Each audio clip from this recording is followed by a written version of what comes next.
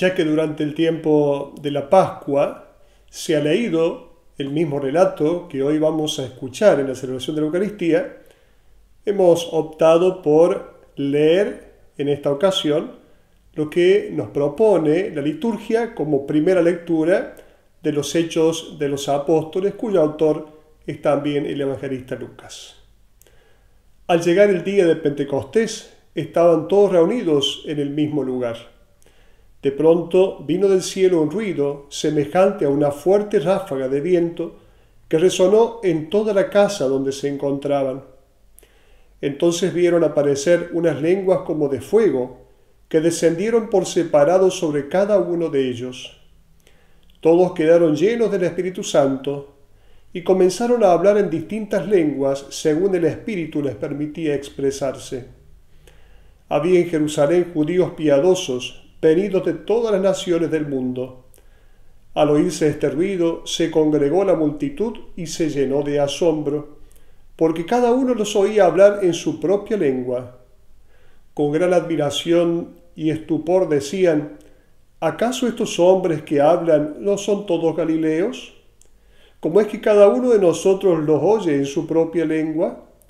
Partos, medos y elamitas, los que habitamos en la Mesopotamia o en la misma Judea, en Capadocia, en el Ponto o en el Asia Menor, en Frigia y en Panfilia, en Egipto, en la Libia Cirenaica, los peregrinos de Roma, judíos y prosélitos, creyentes y árabes, todos los oímos hablar en nuestras lenguas las maravillas de Dios.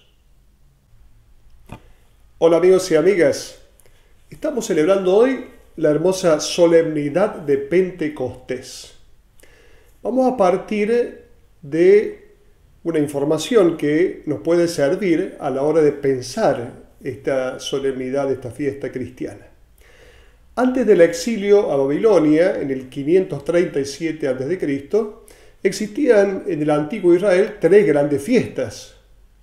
El Pesaj, la fiesta de los ácimos, en primavera, indicaba el inicio de la cosecha de la cebada en marzo, y se hacía un corte de la levadura del año anterior con el nuevo. Esto duraba una semana. Esta fiesta coincide con la Pascua, es decir, la fiesta de la liberación, donde se inmolaba el cordero. La otra fiesta, llamada Shavuot, después de 7 semanas se celebraba esta fiesta, era la fiesta de la cosecha, indicaba el tiempo de la cosecha de trigo. Esta fiesta luego coincide con Pentecostés, que es la entrega de la ley en el monte Sinaí. Y la tercera fiesta, la fiesta de las carpas, que indicaba el fin total de las cosechas, sobre todo la cosecha de la uva, la vendimia, era la fiesta por excelencia. Hasta se hacían carpas en medio de los viñedos. Después, esto de las carpas del desierto del libro del Éxodo tiene relación con esto. Ahora veamos, el Espíritu Santo, ¿cuándo bajó sobre los apóstoles? Según Lucas, el Espíritu Santo bajó el día de Pentecostés, o sea, 50 días después de la resurrección de Jesús. Penteconta significa 50. En el libro de los Hechos de los Apóstoles, capítulo 2, del 1 al 4, vemos esto. Ahora, según Juan, la venida del Espíritu Santo ocurrió el mismo domingo en que resucitó Jesús.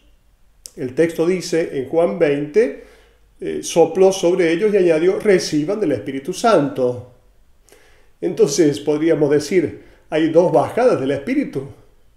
Por otra parte, también Juan en el capítulo 19 dice que Jesús, después de beber el vinagre, dijo: todo se ha cumplido, e inclinando la cabeza entregó su espíritu. Veamos entonces un paralelismo entre el Pentecostés judío y el Pentecostés cristiano. ¿Cuándo sucede el Pentecostés judío? 50 días de la Pascua, después de la Pascua. El Pentecostés cristiano también a los 50 días. ¿Dónde sucede el Pentecostés judío? En el monte del Sinaí. el Pentecostés cristiano en el piso superior de una casa, entre paréntesis digamos un templo. Los signos, ¿cuáles fueron en el Pentecostés judío? Los truenos, los relámpagos, las trompetas, baja fuego del cielo. En el Pentecostés cristiano se relata también que hay un viento impetuoso, hay lenguas como de fuego. ¿El motivo cuál fue? En el Pentecostés judío, la entrega de la alianza. En el Pentecostés cristiano, entonces, hay una nueva alianza que se entrega. ¿Qué es lo que bajó? Del cielo baja la tabla de la ley para el Pentecostés judío, escrita en piedra por el dedo de Dios. En el Pentecostés cristiano baja el Espíritu Santo impreso en los corazones de los fieles. ¿Para quiénes baja este Pentecostés? En este Pentecostés judío, la ley de Dios baja para el pueblo judío.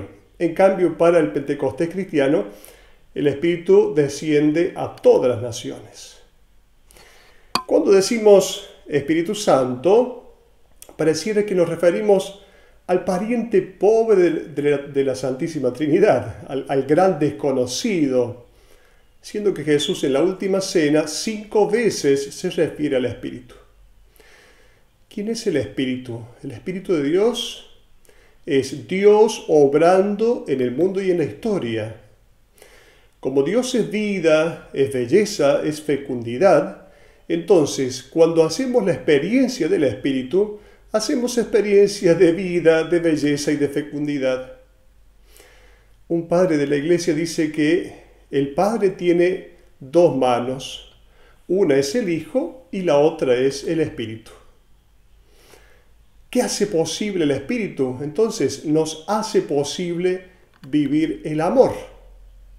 Claro, este amor que de pronto no siempre se ve porque hace más ruido en el bosque un árbol que cae que miles que crecen en silencio. El Espíritu Santo también es aquel que logra la unidad en la diversidad. En 1 Corintios capítulo 12, San Pablo va a decir que hay diversidad de dones, diversidad de ministerios, diversidad de actividades. En cada uno el Espíritu se manifiesta para el bien común. También en Gálatas 5, cuando se habla de las obras de la carne y se hace un listado de las obras de la carne, luego por el contrario dice Pablo, el fruto del Espíritu es amor, alegría, paz. Este listado que en algunos casos es 9, otros casos 12. Pero dice el fruto del Espíritu en singular y luego nombra varios. Es que es el único Espíritu el que produce esos frutos en nosotros. También en el Evangelio de Lucas, en el capítulo 11, Jesús va a decir, si ustedes que son malos saben dar cosas buenas a sus hijos, ¿cuánto más el Padre del cielo dará el Espíritu Santo a aquellos que se lo pidan? Por lo tanto, el Espíritu debe ser pedido. Y si vamos al profeta Jeremías, en el capítulo 31, Dios dice que va a establecer una nueva alianza con la casa de Israel y la casa de Judá. ¿Y esto qué significa? Pondré mi ley dentro de ellos y la escribiré en sus corazones. Veamos un ejemplo. Una mujer antes de ser mamá y después de ser mamá. Una mujer que llega a ser madre, diríamos que tiene un dictamen interior de su comportamiento, cómo debe comportarse siendo madre con su hijo. Podríamos decir que es una nueva naturaleza la que tiene ella. Así sucede con nosotros. Es una nueva naturaleza que desde dentro nos dicta cómo obrar. En el capítulo 2 del libro de los Hechos de los Apóstoles se relata lo que nosotros le llamamos la venida del Espíritu Santo, el relato de Pentecostés. En ese relato aparecen fenómenos naturales que impresionan la fantasía del hombre, el fuego, el relámpago, el huracán, los truenos, el terremoto. Estos fenómenos que aparecen en el libro del Éxodo, el capítulo 19, son empleados en la Biblia para narrar las manifestaciones de Dios. es que ahí donde llega el Espíritu, acontecen cambios, suceden transformaciones radicales, se desploman barreras, se abren las puertas de par en par, tiemblan todas las torres construidas por manos humanas, proyectadas por la sabiduría de este mundo. Desaparece el miedo, la pasividad, el quietismo, surgen iniciativas, se toman decisiones audaces. Ahora nos preguntamos, ¿por qué Jesús ha esperado 50 días para enviar a sus discípulos el Espíritu Santo? Para comprender esta página de teología, porque no es una crónica, es una página de teología, debemos adentrarnos un poco en el lenguaje simbólico empleado por el autor.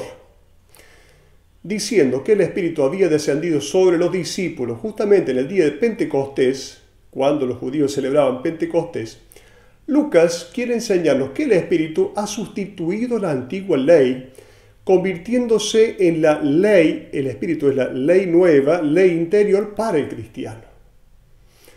¿Qué es lo que ha hecho Dios entonces? Ha decidido cambiar el corazón de los hombres.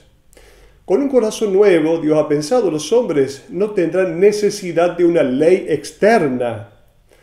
Harían el bien entonces siguiendo los impulsos que proceden de su interior, porque en este interior está actuando el Espíritu.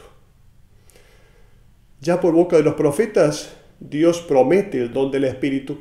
Arrancaré de sus cuerpos el corazón de piedra y les daré un corazón de carne. Les infundiré mi espíritu. El profeta Ezequiel, capítulo 36. Lucas ha utilizado este fenómeno en un sentido entonces simbólico. ¿Para qué? Para enseñar la universalidad de la Iglesia. El Espíritu es un don destinado a todos los hombres, a todos los pueblos. Frente a este don de Dios se desploma entonces toda barrera, toda raza, toda tribu. En el día de Pentecostés sucede todo lo contrario a lo que sucede en la torre de Babel, que está relatado en el libro del Génesis capítulo 11. Quien se deja guiar por la palabra del Evangelio y por el Espíritu Santo, habla una lengua que todos pueden comprender, que a todos une. ¿Cuál es esta lengua? El lenguaje del amor. El viento es quien de alguna manera mejor expresa la acción del Espíritu. Cuando viene el viento caen las construcciones puramente humanas. Entonces el Espíritu es este viento de Dios que hace caer las murallas que dividen. En hebreo, la palabra ruach, que en griego se dice neuma, de ahí neumático, significa justamente aire, soplo, viento. Y Jesús va a decir, el viento sopla donde quiere. Es creativo, es libre, es impredecible, es generativo. Como el viento no se puede englobar, no se puede atrapar, no se puede definir. Nosotros en la historia del dogma, hemos encerrado a Dios a veces en conceptos. Jesús dirá en el Evangelio de Juan, dirá, Dios es espíritu en el diálogo con la samaritana. Dios es espíritu. Vivir una vida espiritual es entonces dejarse mover por el espíritu.